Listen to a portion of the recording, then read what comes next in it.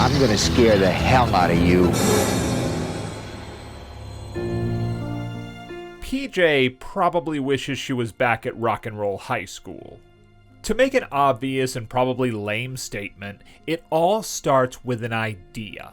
For years, Siskel and Ebert would bemoan the lack of sharp writing and over-reliance on cliché and predictable storytelling in American movies.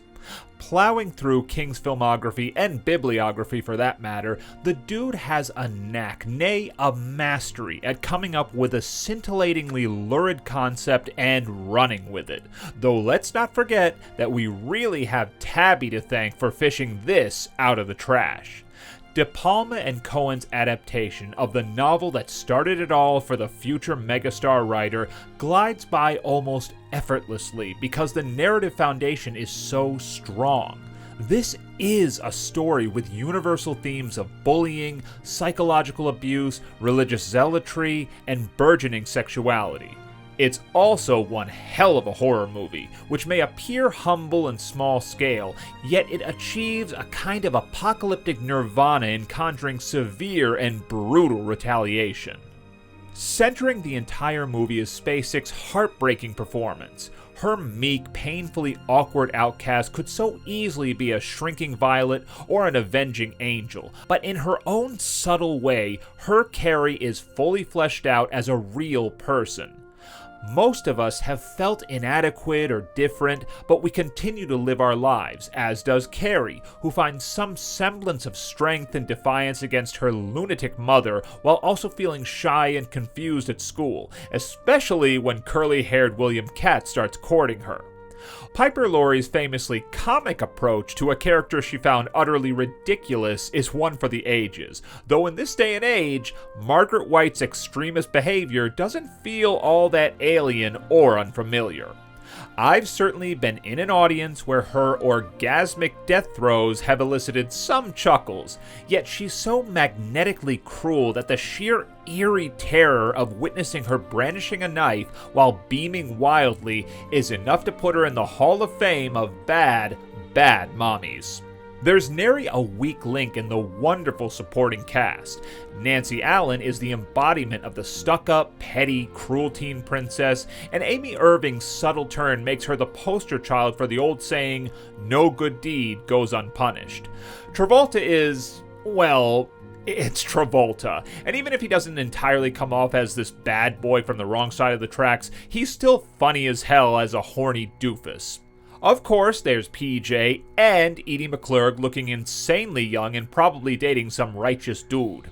We're also given a solid cross-section of the adults in Carrie's life.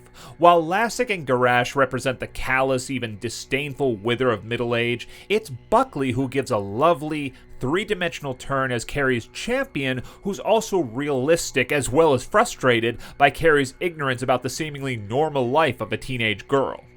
Then there's William Catt, whom I'd never thought of much either way in this. This time, I found his decency and tenderness towards Spacek warm and authentic. He never overplays, and their lengthy stretches of dialogue at the prom have a romantic sweetness missing from the rest of the movie. In another dimension, maybe he could have been a decent Luke Skywalker. If the cast is the red dye giving a bucket of pig's blood its crimson hue, then De Palma's direction and Cohen's screenplay are the sweet, syrupy nectar to make it believable. After this, De Palma firmly established himself as an edgy studio director, and sometimes his grandiose visual style got the best of him, with often dizzying camera moves that didn't always serve the story. Here, he and cinematographer Mario Tozzi, with an uncredited assist from Isidore Menkovsky, dream up stunning visuals, especially within the intricate crane shots. I'm still not entirely sure how some of these shots were achieved, but we find De Palma employing a striking visual style, while also continuing to relate story elements clearly.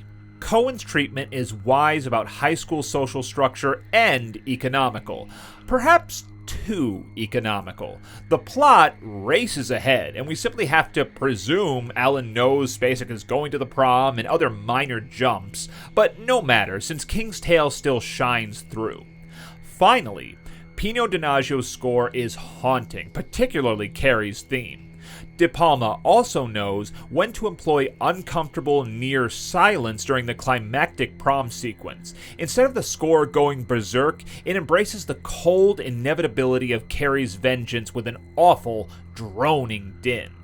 And that ending? Oh, it's a doozy. I've seen this a couple times in the theater, and it's electrifying when you realize most of the audience knows it's coming, and they're crackling with anticipation. It's not only a great horror movie, but one of King's greatest adaptations. Happy Kingtober. Like and subscribe, and remember, there are other worlds than these.